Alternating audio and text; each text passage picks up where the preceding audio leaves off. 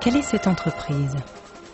À l'origine, petite maison familiale née il y a 150 ans, Fenwick se développe dans le siècle, profitant de la grande histoire de l'industrialisation. Fenwick, c'est non seulement le chariot à fourche, mais aussi l'ensemble des matériels de manutention dont une usine moderne ne saurait se passer. C'est une marque qui évoque si étroitement un matériel qu'elle se confond avec lui, qu'elle le désigne maintenant dans le langage courant. On dit un Fenwick, comme on a l'habitude de dire un frigidaire ou un klaxon.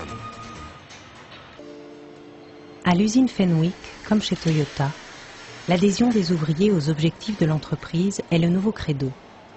Chaque salarié doit proposer, quotidiennement, des idées, des astuces, des solutions afin d'améliorer la productivité et la sécurité de son poste.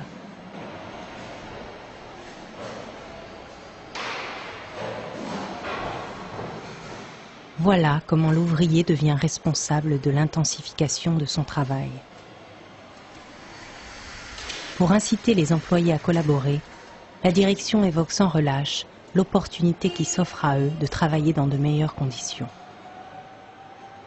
Cette démarche vise surtout à faire en sorte que les salariés soient les acteurs de l'amélioration de leur poste, et ça va donc par évidemment une meilleure organisation, donc des meilleures conditions de travail, une réduction de la pénibilité des tâches, tout ça dans un même sens.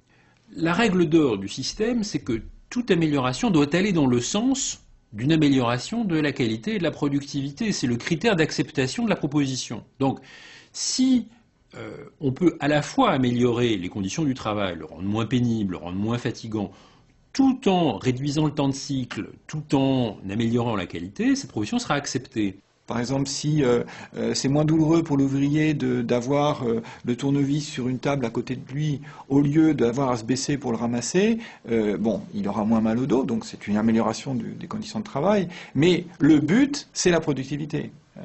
Et si c'est l'inverse qui est vrai, s'il vaut mieux qu'il se baisse pour qu'il soit plus productif, on l'obligera à se baisser. Et les opérateurs eux-mêmes sont formés à comprendre les critères selon lesquels ils doivent faire de bonnes propositions ou pas de bonnes propositions.